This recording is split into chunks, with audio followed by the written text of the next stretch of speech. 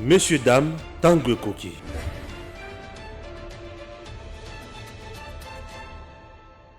Et si quand on wapi, tu as comme ces grands chantiers, ils allaient au Tongama. Na tango ya kala toyeba ki to pont ya maya matete ezalaki bongo na libulu oyo etongisamaka mokonzi ya kala tata Joseph Kabila Kabange apesaka mitindo pa bimisaka mbongo bayeba kotonga pont wana kasi esalemaka te lelo oyo ningisa epesami mpe misala ebandi bazali kotonga pont oyo toye kotala tolakisa bino chantier ya pont ya matete oyo ekaboli bongo bacommune mibale ya matete mpe ya Lemba. Entre-temps, ce pont est permettre à ce que la commune de Kisanso souffle parce que Yango est dépendant directement de la commune Yamatete. Voilà le chantier au Amonene, et nous sommes venus inspecter, vous faire voir, enquêter sur l'effectivité de travaux. Voilà, nous poursuivons notre enquête.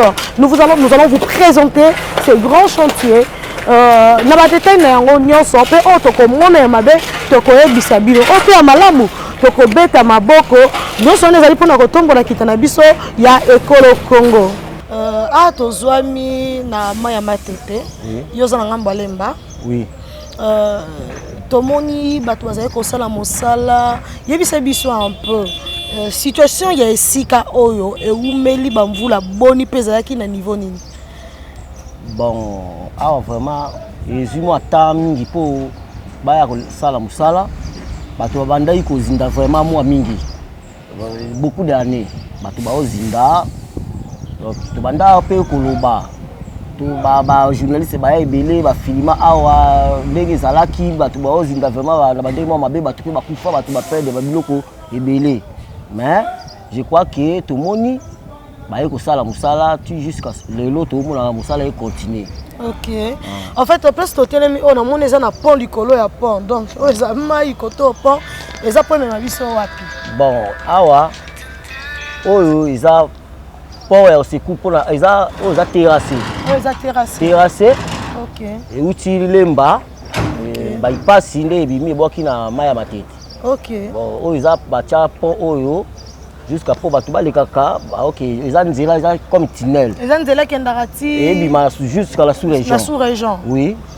Mais nzela ngo ezana état o ne batuba les kané bakotaka na kati ya lopangu oyo to bakotaka. Ils ont nzela ils ont kokufa parce que ezala ki boité à partir de terrasse okubukana nde nzela ekufi mais batu bazo camoufler kaka bazo leka ti jusqu'à bazo kende. Soki mvule no ki botambola nde. Soki mvula nde beti awa vraiment pesa ka passe. Poto batu ba tambola te plus koto ba mai donc aux moyens tambola te. Ko dindana mai ko makati na niveau ni ya miro to simbi o dindana na mai. Bon caméra ko kozwa matano ka to pousa msoni ngale. Caméra ko kozwa limite ya mai profondeur ya mai jusqu'à yeyo. Moni limite jaune oyo lilini oyo. Donc mai ngaso na zaka na okufa. Oui oza kati ya mai. Ah, là, la mais t'as la profondeur aussi. T'as la niveau lupango. Ah, je sais que tu as le colo, mais t'as la lupango. Ah, non, le lupango est à l'ibulu, mais maï est comme t'as la niveau quoi maï comme. Donc, si on a la carte à lupango, on a limo. On limo ça, tout est perdu. Ah bon? Vous avez vraiment perdu. Perdu, non, c'est là qui perdu. Donc, tout côté, va perdre des biloko. Mais comment bino quand même ne sika ya bozo mona mai en réalité c'est espace ya mai mais comment bondima ko ko vanda na sika o boyebi ke mai nde sengele vanda bon isa lelo oyo batu bazo somba ba parcelle ba mosusu bazo se attendre te ay monika ba tekele parcelle ay asombi bongo yo sombi pona nini ba tekelo place ya sika mai sika o boyebi ke place ya ko vanda yo ka place ya ko vanda plus tozalaka boye te bato banda kozinga te et que bato bakomi ko boaka ba foule il faut bato ba respecter dans le loko liboso ko boaka ba foule na mai. OK donc ba foule nde sala ke bako maro. Oui bato liboso bato banda kozinga te po bato boaka ba foule na mai te mai ezaki propre mai zo le kalangu mbule beti mai le kalangu propre parce que bato bakomi ebele na quartier oyo na premier ya banda ya ba mai ya mai awa donc bato tout bakomi ko boaka foule na mai muto atongi wese na ye abwaki toujours batio na ye na mai. vraiment et baby simai Sengel so matoza la bopoto mona ndenge ma yango e baby genre match o la biso comment maïza etani ni o maïzwami to moni eza dévié pour na chantier et meka ko évoluer ba dévier mai mais salité eza kaka ndeko bino ba o bovandaka bino ka nde bobo ka salité bon eza ka biso te eza problème ya l'état il faut ata la boumesi na biso bata la problème ya ba to ya ba pousse o ba lokotaka matiti na ba avenir batu wana bazoya na ba pousse na bango eke bango bazo lokota matiti na ba pousse bazoya koboka jusqu'à na mai eza population kaka batu o ba lokota ba pousse bango ba bo mamai bazoya koboka ba pousse ba matiti na mai na ba pousse chaque jour mai ebe batende ni. Or que tu es que bateau ya poubelle faut bâtir bango place ba ke na boka poubelle po ba évacuer yango ke na musika mais awa bazo boka si place na mai ya matete mai izo mata chaque jour mai izo mata chaque jour mai izo mata partir ko boka salité chaque jour mai izo mata population il faut ni bo sala ka pont na rivière na bioza la bopeto po tango yango etondaka bino ndi bato bo souffraka te tata mokonzi ekola kozinda te gouverneur akozinda te beaucoup mais ça pas kozinda te kasi yo vandaka yo ndo kozinda te siko effort ni bino bosala kapote balé na bino amaya matete oyo ezala bopeto de manière à ce que bana bino bakufa te pasi pe la bino te. Bon merci foti pour la biso neti ngai foti za ba chef du quartier ba ko organiser ba jeune pour na kusala musala na kati ya mai pour na ko kirer mai chaque fois. Merci peu yenda ko renforcer ba chef du quartier pour basala ka musala ko assembler ba jeune basala musala yango esala ma bongo te c'est ça matondo na ondeko na ndengo si ko pesa biso ya motuye ya auto zaki nango na bosenga to zali ko ko bongo na musala na biso to ye ko tele mabandeko ba bolingo to ko lakisa bino musala ya ko sale mana pont oye kaboli bongo commune ya matete pe commune ya Lemba.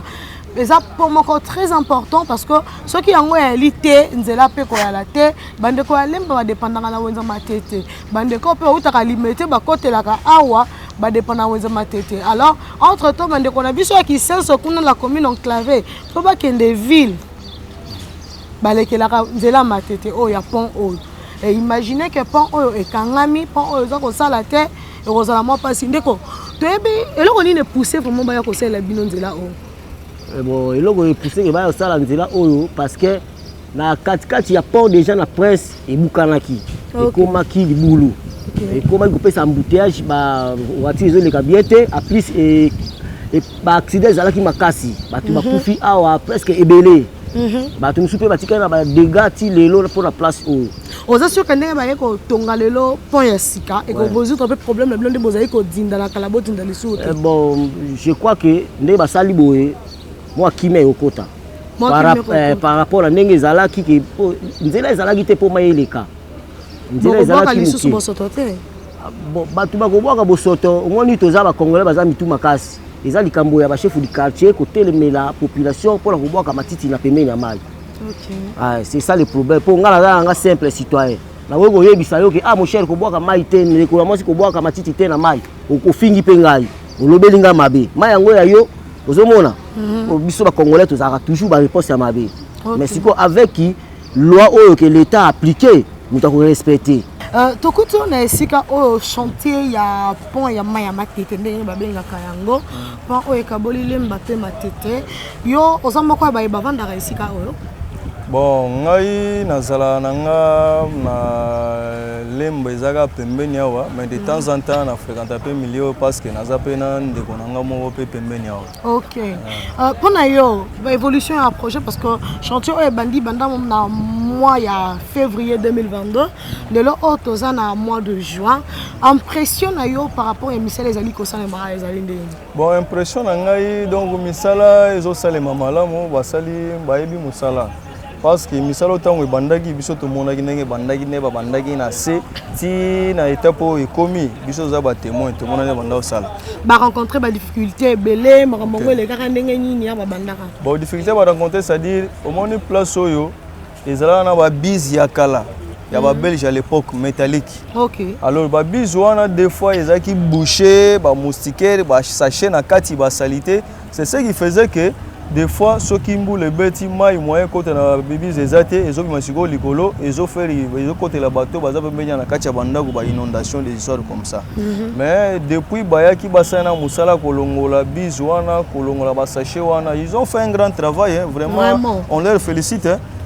Par rapport à ne bandako lo bagano ba bi musala te alo tango basilisi et puis tango bandako sala musala wana mbule bandako beti. Mais tango mbule zo beti bateau ya sima baza sur na inondation te.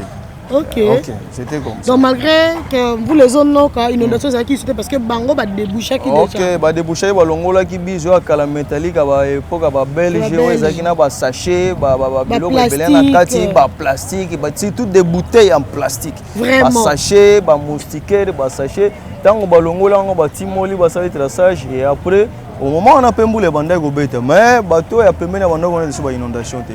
Ils ont fait un grand travail. Sécurité.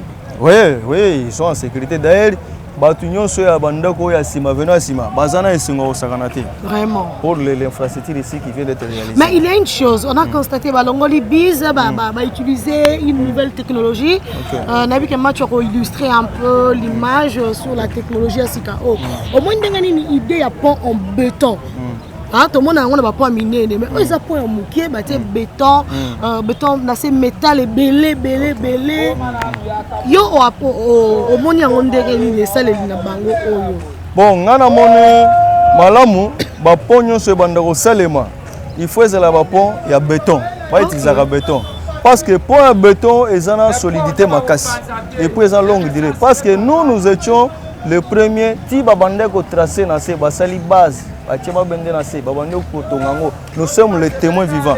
Parce que maman, je vous dis quelque chose. Vous savez, nous devons donner des félicitations à notre chef de l'État. Vraiment. Félix Antoine Tshisekedi Tshilombo. Parce que place Oyo, il y a eu des anciens dirigeants en place Oyo, entre autres. Les autres sont dans l'opposition. Ils se disent dans l'opposition, on les reconnaît. On les connaît.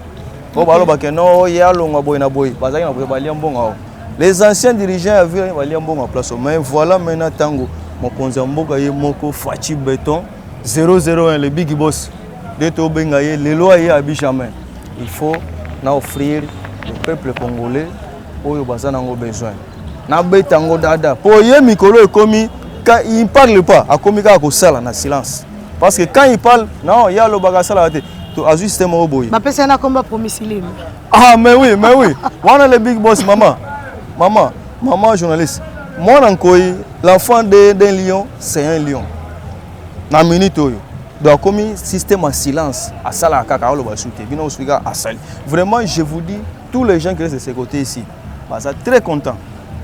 Batunion so bazé. Mais tant que banda qui comme biso ba congolais, to zelana total musane salimate, ba biso ba ko loba. Oh non, et là quand on va bien salade. Et par après ils ont compris que la société maîtrise bien le travail. Pour nangai point ça les magabo ya béton. Et comme il y a béton. Ah mais oui, il y a un système de béton. Mais c'est béton. Place moi ni nezali wa che béton. 100 ans. Vraiment. Voilà, merci beaucoup papa. Okay, moi ce que j'allais ajouter, Bakongomani, immeuble Morozali, c'est une église, une grande église alors.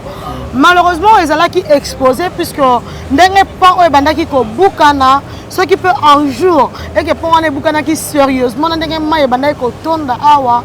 Imaginez l'écroulement de ces grands immeubles, de ces grands bâtiments ecclésiastiques, le bâtiment religieux d'une église protestante et s'écrouler Kakaboy. Le Congolais, vous devez y penser. Il faut entretenir la rivière, c'est très important. Entretenir la rivière, salité les kim mingi bosoto. Na lingana ba selo comme ça. Moni église église akala. Biso bana mike église akala. Mais c'est la carte. Te, au moni ndenge point salemi, je vous dis même les révérends au bazar à l'église baza très content pour na eloko et salemi au mokonzamo abi faut passer pont entre Matete et Lema. Donc baza très content. Parce que baza qui vraiment à l'insécurité. Oui, baza qui à l'insécurité. Je vous dis tout le monde sont contents en commençant par le numéro de l'église lui-même très content. Tout le monde qui sont dans cette église sont très contents. Vraiment. Parce que l'église vient d'être sauvée. Donc, merci beaucoup na tondio ndengo ndimiko yamba biso na ORSika. Biso tozaba na fachi beton. Biso toyoka soni te pona koloba. Tomesa na koloba. Vraiment. Nous sommes des intellos. Merci vraiment. Merci. C'est un plaisir pour nous de nous présenter ici à ces lieux. et de palper la réalité de la population quinoise, de faire montre l'évolution de ces chantiers qui vient rencontrer le désidérateur de la population et apporter la solution. De manière à ce qu'il y ait une bonne mobilité de personnes et de leurs biens. Voilà. Nous accompagnons le peuple congolais à l'atteinte de leurs objectifs. Bandeko bolingo to komi bongo na suka ya mayebisi na biso to sili bongo la Sabino le pont ezali ko relier les deux communes ya Mohamba, la commune de Lemba et la commune de Matete, les deux communes très importantes et influentes dans la vie socio-économique de la vie province de Kinshasa. Malheureusement, ces communes ont connu une grande et énorme difficulté dans la liaison. Aussi, cette difficulté a empêché la mobilité effective de personnes et de leurs biens. Donc le marchandise ne peut plus être bien transporté ou rencontrer le point de consommation. Il n'y avait plus possibilité que le marché de Matete vive ou respire convenablement parce que l'importante voie Oereliaka, le point de commercialisation et le point de consommation entre la commune de Lemba, de Mongafula et de Ngaba et la commune de Matete. Cette voie est qui bouchée et connaîtra qui difficulté. Mais le lot est comme on a qu'il y a un grand projet en exécution pour la commune de Souka. Bientôt là, la population quinoise, précisément au Yamoamba, va la servir. La seule difficulté aux entreprises est ici que problème na bango ezali solikolo kuna so yeka ba résoudre problème il y a conduite au régie des eaux pe problème il y a câble ya SNEL ya haute tension, tout sera résolu et le chantier est aussi là na lombango. Mais également il y a un problème otoko beta lisusu c'était na yango. Le problème de l'entretien, il y a la rivière, cher ministère de l'Environnement, les eaux dépendent de vous, cher ministère. Essayez un peu par votre direction des eaux, voyez comment il y a quoi entretenir important. Puisque là, vous exposez la population. Déjà, nous savons que la population quinoise est mal éduquée. Aïe, comment rendre propre environnement on a été. Et tout ça parce qu'il y a l'absence de l'autorité de l'État. L'État n'est pas serein, l'État n'est pas strict, l'État n'est pas rigoureux. Puisque là, il y a gérer la population, voilà l'inconvénient.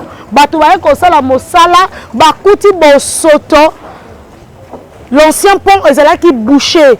Alors, c'est quoi la sécurité du peuple congolais? Ce qui, cours d'eau, est non entretenu. Pensez, il y a entretenir un cours d'eau et permettre à ce que la population est vraiment en sécurité. Inondation macacité et veiller à l'éducation de la population quinoise, c'est très important. Voilà, nous sommes vraiment à la fin de ces numéros sur EDAM Télévision Officielle.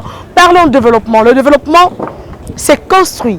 Et on y arrivera si et seulement si vous et moi nous investissons. Voilà, mettons-nous dessus, mettons-nous au travail pour bien sûr avoir un Congo plus beau qu'avant. Merci. Messieurs, dames, Tanguy Koki.